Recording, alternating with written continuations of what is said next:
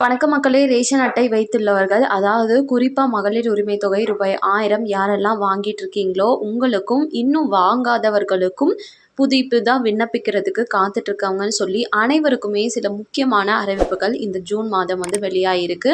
அவை என்ன அப்படின்றது தான் ஒன் பை ஒன்னா இந்த வீடியோவில் நாம பார்க்க போறோம்.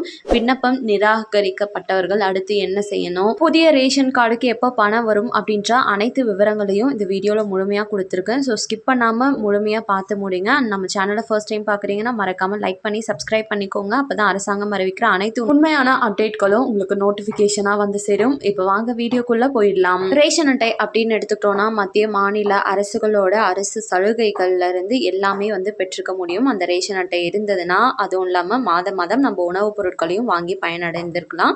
இதன் மூலமாக தான் நம்மளுக்கு கலைஞர் மகளிர் உரிமை தொகை ஆனது ரூபாய் 1000 வங்கி கணக்குகளில் வரவு வைக்கப்பட்டு வந்துட்டு இருக்கு. இப்போ புதுசாக முதலமைச்சரான ஜோசப் விஜய் அவர்கள் ஆட்சியை பிடித்தாலுமே 1000 ரூபா ரெகுலராக கொடுத்துட்டு இருப்பாங்க. இந்த நிலையில நிறைய மக்களுக்கு 2500 ரூபா கொடுத்தாங்களே என்னாச்சுன்னு கேட்கலாம்.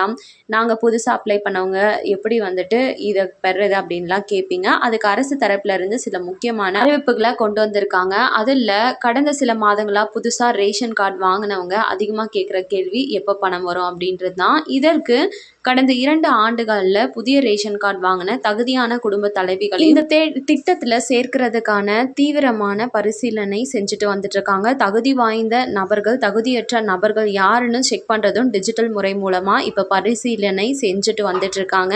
ஸோ இந்த ஜூன் மாதம் பட்ஜெட் தாக்கல் செய்யப்பட இருக்கக்கூடிய நிலையில் இந்த ஜூன் மாதத்தை அடுத்து, அதாவது ஜூன் 2026, 22 பார்த்தீங்கன்னா ஜோசப் விஜய் அவர்களோட பிறந்தநாள் வருது. அன்னைக்கு இந்த கலைஞர் மகளிர் உரிமை தொகை அப்படின்றத மதிப்புமிகு மகளிர் உரிமை தொகை அப்படின்னு மாற்றம் செஞ்சு கூட எக்ஸ்ட்ரா 1500 ரூபா, அதாவது 500 ரூபா சேர்த்து வழங்குற இருக்கிறதாகவும் அரசு தரப்பு வட்டாரங்களில் நிதியமைச்சர்கள் கூறியிருக்காங்க. இது மட்டும் இல்லாமல் ஆல்ரெடி விண்ணப்பம் செஞ்சு நிராகரிக்கப்பட்ட மனுக்கள் நிறைய இருக்கும். அவங்கள அகெயின் உங்கள் மனு எதனால் தள்ளுபடி ஆயிருக்கு அப்படின்னு செக் பண்ணிவிட்டு அவர்கள் மட்டும் தப்பாக இருக்குது அப்படின்னா பரிசீலனை செய்யலாம் அப்படின்னு சொல்லியிருக்காங்க. ரிமைனிங் புதுசாக ரேஷன் அட்டை வாங்கினவங்க கொஞ்சம் காத்து தான் இருக்கணும். இந்த மாதம் கடுத்த அடுத்த மாதத்தில் கொடுக்கறதுக்கான வாய்ப்புகள் இருக்குது.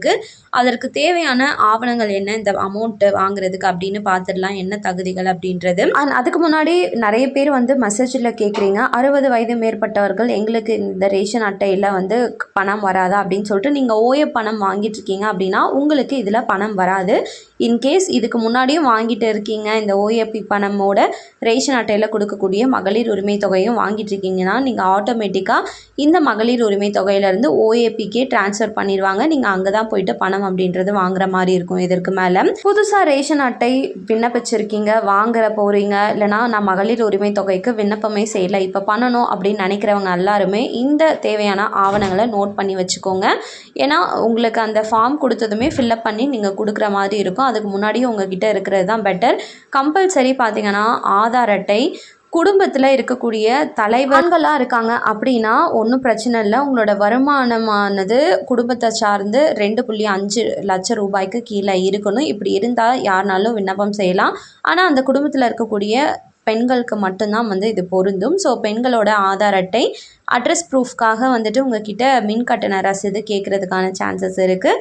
அதுக்கப்புறம் உங்களோட வங்கி பாஸ்புக்கு, புத்தகம், அதுக்கப்புறம் உங்களுடைய மொபைல் நம்பர் எல்லாமே ஒரிஜினல் ப்ளஸ் நம்ம ஜெராக்ஸ் போட்டிருக்கிறதும் நீங்கள் அப்ளை பண்ணுறீங்க அப்படின்னா எடுத்துகிட்டு போய் காமிக்கணுன்றதையும் சொல்லியிருக்காங்க. அண்ட் இது கூடவே கம்பல்சரி வருமான சான்றிதழ் அப்படின்றது முக்கியமான ஒரு ஆவணமாக கருதப்படுது. ஏன்னா இந்த வருமான சான்றிதழ் நம்ம 6 மாதத்துக்கு ஒரு டைம் அப்டேட் பண்ணிகிட்டே இருக்கணும். உங்ககிட்ட இல்லை அப்படின்னா அப்ளை பண்ணி வாங்கி வச்சுக்கோங்க. 15 to 20 நாட்களுக்குள்ளே வந்துடும். இன்கேஸ் உங்களுக்கு மெசேஜ் எல்லாம் 1000 ரூபா இந்த மாதம் வந்தது வரல அப்படின்னா உங்கள் பேங்க் அக்கௌண்ட்டில் செக் பண்ணி பாருங்கள், வரதுக்கான சான்சஸ் அதிகமாகவே இருக்குது. ஏன்னா மெசேஜ் வராமல் கூட போகலாம். லாஸ்ட் டைம் பார்த்தீங்கன்னா யார் மகளிர் உரிமை தொகைக்கு விண்ணப்பம் செஞ்சுருந்தாங்களோ தகுதி வாய்ந்தவர்களுக்கு போன மாதமே அக்கௌண்ட்டில் பணம் போடப்பட்டது. ஸோ மக்கள் அனைவருமே இது அனைத்துமே தெரிஞ்சு கரெக்டாக நடந்துக்கோங்க. இதில் ஏதாச்சும் டவுட் இருக்குன்னா கமெண்டில் கேளுங்க, கண்டிப்பாக வீடியோ போடுறேன்.